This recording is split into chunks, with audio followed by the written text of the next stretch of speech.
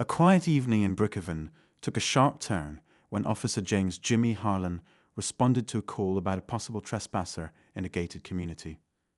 Jimmy was a man who had worn his badge with a mix of pride and an undeniable chip on his shoulder.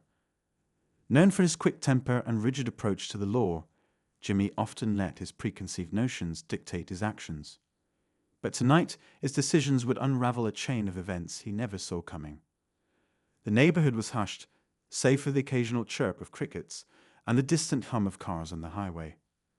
Jimmy's cruiser rolled slowly down the dimly lit street, his headlights cutting through the shadows of manicured lawns and towering oaks. His radio crackled as dispatch provided updates, but Jimmy's focus was on the figure ahead, a young black teenager walking along the edge of the cul-de-sac. From Jimmy's vantage point, the boy looked suspicious. Dressed in a hoodie and jeans, he carried a small backpack slung over one shoulder. The officer's fingers tightened around the steering wheel. "What's a kid like that doing here at this hour?" Jimmy muttered to himself, his own biases creeping into the question. Pulling up alongside the boy, Jimmy stepped out of the car, hand resting on the holster of his service weapon. "Hey, you! Stop right there!" he barked, his tone sharp and authoritative. The boy froze, startled by the sudden interruption. "What's wrong, officer?" he asked, his voice steady but edged with caution. "Wrong place, wrong time, kid," Jimmy replied, taking a step closer. "This is private property. You live around here?" The boy hesitated, glancing down at the badge on Jimmy's chest before answering. "I'm not trespassing. I was just walking home." Jimmy didn't like the response. "Walking home, huh? You got ID? What's your name?" "Jordan," the boy answered, reaching slowly into his pocket. "I got my school ID." Jimmy's suspicion only deepened. "Keep your hands where I can see them," he ordered, his voice rising. Jordan stopped mid-motion, raising his hands slightly in the air. "I'm not doing anything wrong," Jordan said, his calm starting to crack under the weight of the officer's aggression. But Jimmy wasn't listening. His mind was racing, piecing together a narrative that didn't exist, fueled by his own fears and prejudices. To him, Jordan wasn't just a kid trying to get home. He was a potential threat. Then, in an instant that would change everything, Jimmy reached for his gun. His voice rang out into the night. "I said don't move." A scene was chaotic. A blur of movement, shouted commands, and the metallic click of a safety being disengaged. And then a single gunshot shattered the stillness. Jordan collapsed to the ground, clutching his side as blood seeped through his shirt. His wide, tearful eyes met Jimmy's, confusion and pain etched into his face. "Why?" he whispered, his voice barely audible over the ringing in Jimmy's ears. It was only then that Jimmy's adrenaline-fueled haze began to clear. The boy's backpack had spilled open, revealing nothing but textbooks, a water bottle, and a crumpled school flyer. Jimmy's breath caught in his throat as the weight of what he'd done began to sink in. Before he could fully process the situation, the sound of screeching tires pulled his attention to the end of the street. A sleek black SUV came to an abrupt stop, and a man stepped out, his presence commanding and furious. Dressed in a sharp suit, his badge clipped to his belt, the man's face was a mixture of horror and rage as he ran toward the scene. Jimmy's stomach dropped. He recognized the man immediately, Chief Marcus Bennett, the head of their precinct, and the father of the boy now lying on the ground. "Jordan." Chief Bennett's voice was raw with panic as he dropped to his knees beside his son. He looked up at Jimmy, disbelief and fury burning in his eyes. "What have you done?" Jimmy opened his mouth to speak, but no words came. His world was unraveling before him, and there was no going back. The air felt thick with tension as Chief Marcus Bennett cradled his son's face, his hands trembling as he checked for a pulse. Jordan winced, still conscious but pale, his breaths shallow and labored. The sirens of approaching ambulances wailed in the distance, a sound that offered a glimmer of hope, but did nothing to ease the suffocating guilt that had taken hold of Jimmy Harlan. Jimmy stood frozen, his hands still hovering near his holster, as though his body couldn't accept that the moment had passed. He had fired his weapon. The boy was unarmed. And now that boy, the one he had so quickly judged as a threat, was the son of his boss. The realization hit him like a tidal wave, knocking the air out of his lungs. "Call it in." Chief Bennett barked, his voice cutting through Jimmy's daze. When Jimmy didn't move, the chief's eyes flared with fury. "I said call it in.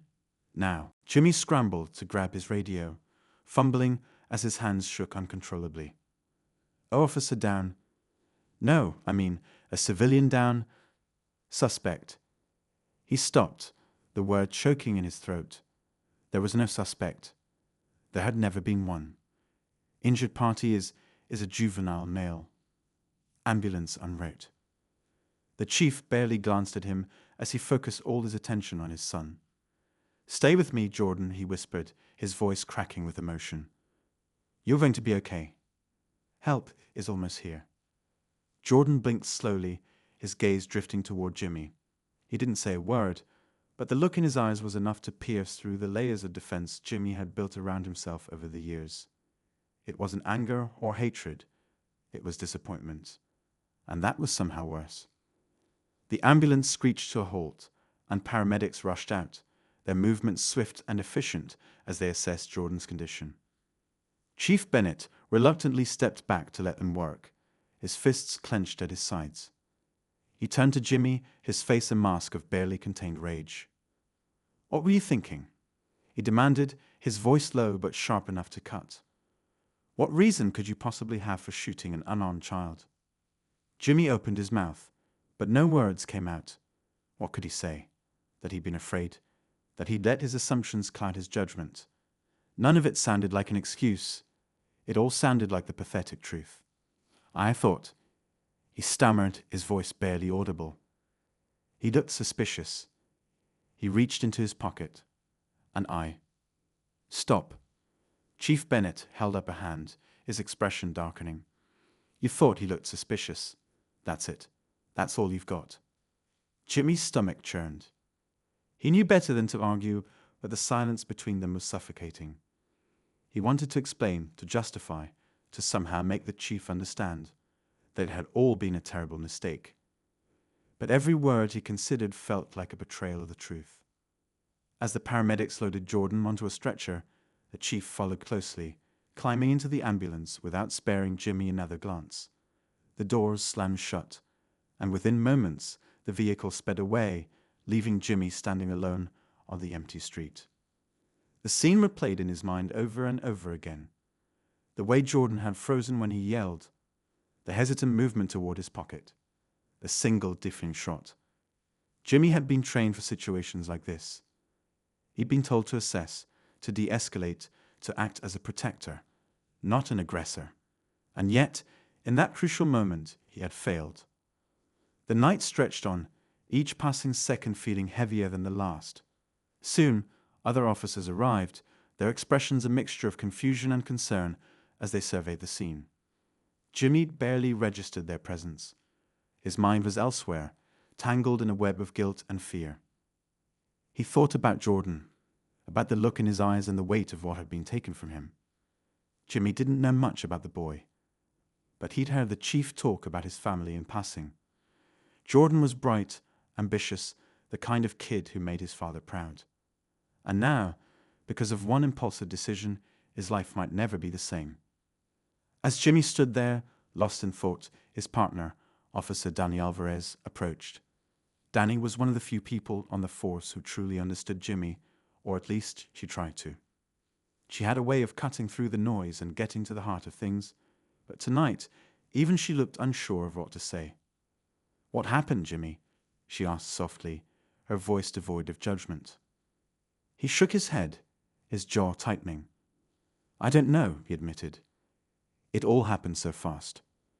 One minute, I thought he was pulling a weapon, and the next." He trailed off, unable to finish the sentence. Danny sighed, glancing at the spot where Jordan had fallen. "Fast or not, this is bad. Real bad. You know that, right?" Jimmy nodded, his throat dry.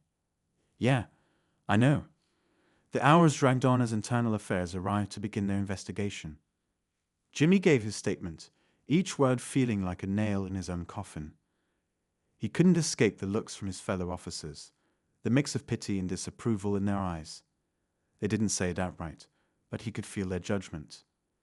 He was the guy who had crossed the line, the one who had brought shame to the badge they all wore. As the sun began to rise, Jimmy sat alone in the precinct's locker room, staring at his reflection in the mirror. His uniform, once a symbol of pride, now felt like a burden. He thought about Chief Bennett, about the pain he had seen in the man's eyes. Jimmy had always respected the chief, admired his dedication and integrity. But now, that respect felt like a distant memory, overshadowed by the weight of his actions. He didn't know what would happen next. Would he be fired? Charged? He couldn't bring himself to care about his own fate. All he could think about was Jordan, lying in that hospital bed, and the look on the chief's face as he realized what had happened. Jimmy leaned forward, burying his face in his hands. For the first time in years, he felt small, powerless, and utterly lost. The weight of his guilt was suffocating, and he didn't know if he would ever be able to breathe freely again. The hospital waiting room was eerily silent, save for the occasional squeak of sneakers on the polished floor or the soft hum of vending machines. Chief Marcus Bennett sat with his head in his hands, staring at the grey-tiled floor as if it held the answers to the questions swirling in his mind. His suit jacket was draped over the back of his chair, his tie loosened, but none of it made him feel less constricted. His son was in surgery, and all he could do was wait. The weight of the night pressed heavily on him. The image of Jordan lying on the pavement, blood pooling beneath him, replayed in his mind like a broken record.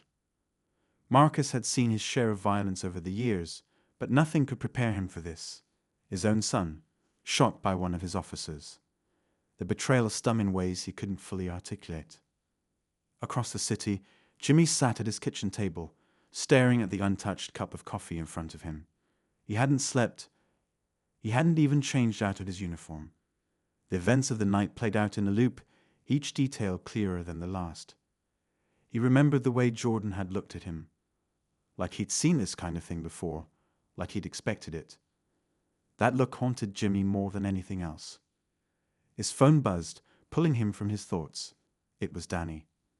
"Hey," she said when he answered. Her voice was quiet, cautious. "How are you holding up?" Jimmy sighed, rubbing his temples. "I'm not. I don't even know where to start, Danny. It's like everything's falling apart." "I know," she replied, "but you need to pull yourself together. Internal affairs isn't going to wait for you to get your head straight. They're digging into this hard." Jimmy closed his eyes, the weight of her words sinking in. "I didn't mean for this to happen," he said, his voice barely above a whisper. "I swear I didn't. But that doesn't matter now, does it?" There was a pause on the other end of the line. "It matters if you're honest about what happened," Dally said finally. "But Jimmy, you've got to be ready for the fallout. This isn't going away." Meanwhile, back at the hospital, Marcus finally received an update. A doctor emerged from the double doors, his expression neutral, but his eyes tired. "Chief Bennett," he asked, looking around until Marcus stood. "Your son is out of surgery. The bullet missed any major organs, but he lost a lot of blood. He's stable for now, but the next 24 hours are critical." Relief washed over Marcus, though it was fleeting. "Can I see him?" The doctor hesitated. "You can, but only for a few minutes. He's still unconscious." Marcus nodded and followed the doctor down a sterile hallway to Jordan's room. The sight of his son, pale and hooked up to machines, made his heart ache. He pulled a chair close to the bed and sat down, taking Jordan's hand in his own. "I'm so sorry, son," he murmured, his voice breaking. "I should have been there to protect you." As he sat there, a knock at the door interrupted the moment. Marcus turned to see his wife, Angela, standing in the doorway. Her face was drawn, her eyes red from crying. She rushed to Jordan's side, brushing past Marcus without a word. "Angela," Marcus began, but she cut him off. "Don't," she said, her voice trembling. "Don't say anything. Just let me be here with him." Marcus stepped back, guilt eating away at him. He had always prided himself on being a man who could control any situation, but now everything felt out of his hands. Later that day, the media caught wind of the incident. Headlines began popping up online, each more sensational than the last. Teen shot by officer in quiet suburb. Police chief's son hospitalized after shooting. And racial bias under fire again in Brookhaven. Protests began to form outside the precinct, people demanding answers and accountability. The small town was suddenly thrust into the national spotlight, and tensions were running high. Inside the precinct, Jimmy sat in a conference room, facing a panel of internal affairs investigators. Their questions were sharp, unrelenting, each one poking holes in his statement. Officer Harlan, one of them said, leaning forward, "You claim you believe the suspect was armed. But according to witnesses, you gave him little time to comply before drawing your weapon. Can you explain that?" Jimmy struggled to find the words. "I had thought he was reaching for something. It happened so fast, and I..."